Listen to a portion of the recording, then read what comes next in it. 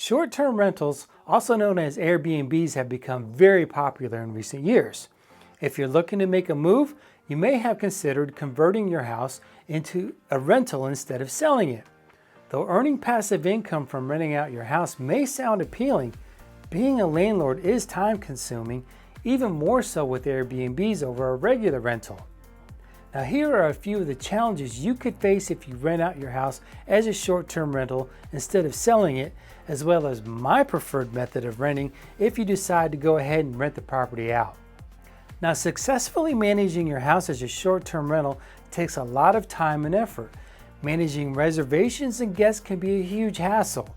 You also need to make sure that you rent it out enough times during the year to pay the mortgage on the property if you don't own it outright. Then there's the cleaning, landscaping, and maintenance for a short-term rental that requires constant upkeep. And I've even heard horror stories where people completely trashed a home on a single weekend.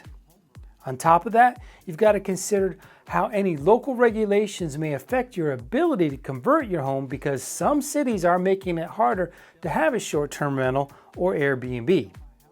Now personally, as a real estate investment, I prefer a regular lease on a home and leasing it for a year or more, and here's why. When the home is constantly rented out, you know that you can always cover the mortgage on the property as well as pocket a little money to save for upkeep. Now, a good friend of mine and real estate investor, Pete Youngs, told me something one time that I thought was brilliant, and I had never looked at it this way before when it comes to rentals.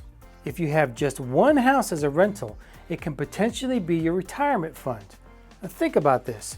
Many people retire and sell their home and live off the proceeds, or even do a reverse mortgage on the property, taking out equity and living off of that. Now that is not the way to build generational wealth. Instead, have your primary home and one rental.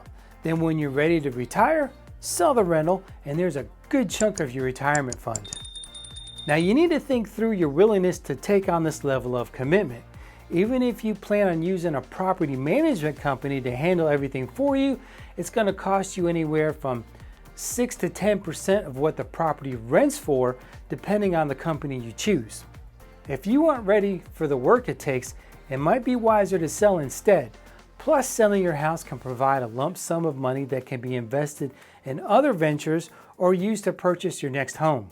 If you've got questions on whether you should sell or lease your house, just give me a call and I'll be more than happy to answer them.